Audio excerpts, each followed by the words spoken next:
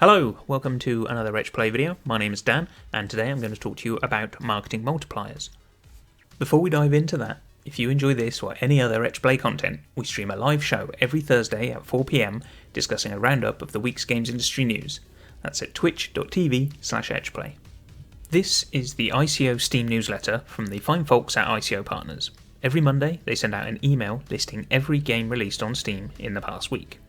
We can see here there were 196 games released in the past 7 days. The list details the number of reviews and the positivity score against each game. As we can see, the top 10 games are featured with thumbnails, and then we have a list of all the other games where we can see there are about 25% with 10 or more reviews, and Steam won't give you a positivity score for less than 10 reviews, which, as we can see, is most games. So, there are 196 games released just in the past week, and this is just on Steam. We're not considering other PC stores, consoles or mobile. Now we know there is an indicative correlation between number of reviews and number of sales of a title. Whilst it's a bit of a fuzzy method of estimating sales, there are some great articles on this subject by Simon Carless and Jake Burkett, which we'll link in the description below. But as a very rough indicator, we can take a ballpark for games released this year, about 41 sales per review. If we look at the bottom of the list, likely the lower end of the aforementioned average, we can see very roughly half the games released in the past week have made fewer than 40 sales, and in all probability most of these will be much lower than that. So, what does this have to do with marketing multipliers? Well, let's consider the games at the bottom of that list. Let's say they are representative of the baseline for a game release. They've got the game into a storefront, but that's about it. There's been no fanfare, they've built no audience, they've just got the game released.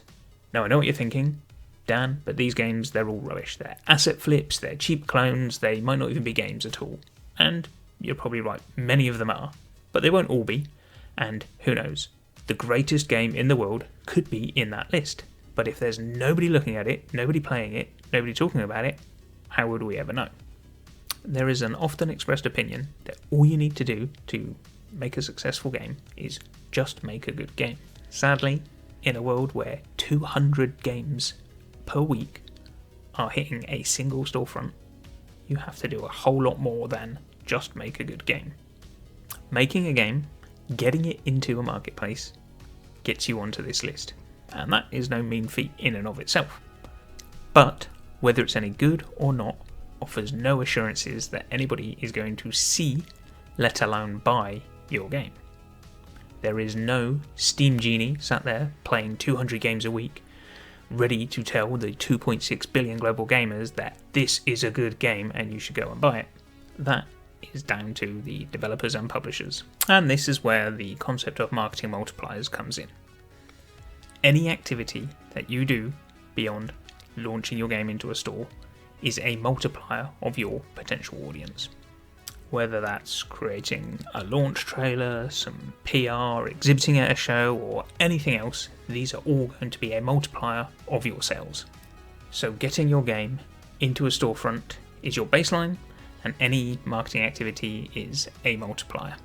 Now the effectiveness of that multiplier is going to vary from insignificant to potentially explosive, but every game is different, and you're never going to learn what works for you until you start. Considering your activity in this way will afford you a greater chance of your game being nearer the top of lists like the one we just looked at. So, how do we get started with planning what will be our marketing multipliers? Well, for starters, purely by watching this video and understanding that any form of promotional activity is going to ultimately result in some form of multiplier for your sales, you're going to naturally start giving that some thought.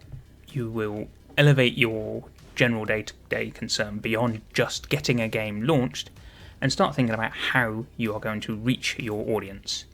And you can't adopt this way of thinking too soon. The earlier you start thinking about and planning your promotional activity, the more considered and refined your execution will be. Secondly, you can look at what other people are doing. A completely blank canvas for your campaign planning can be both liberating and terrifying. There's a lot of value to be gained by looking at what other people are doing, trying to have a look at the impact they're getting as a result of it, and draw some inspiration from those activities. A really important aspect to consider is measurement. You need to be measuring what you are doing. This is the single most important, and sadly most often neglected, consideration.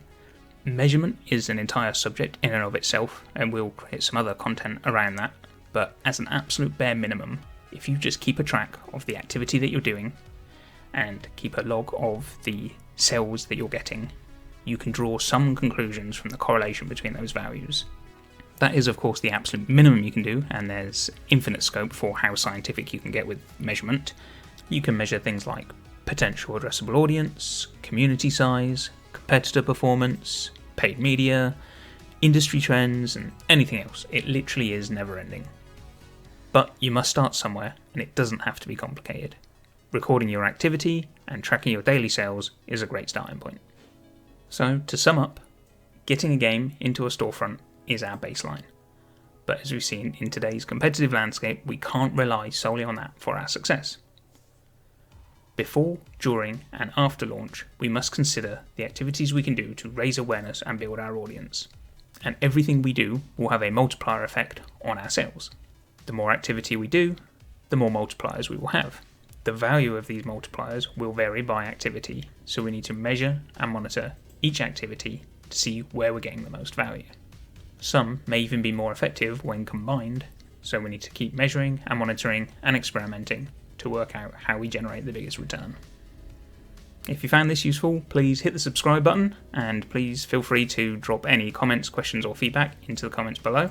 And don't forget to join us every Thursday at twitch.tv/etchplay for our weekly games industry news roundup.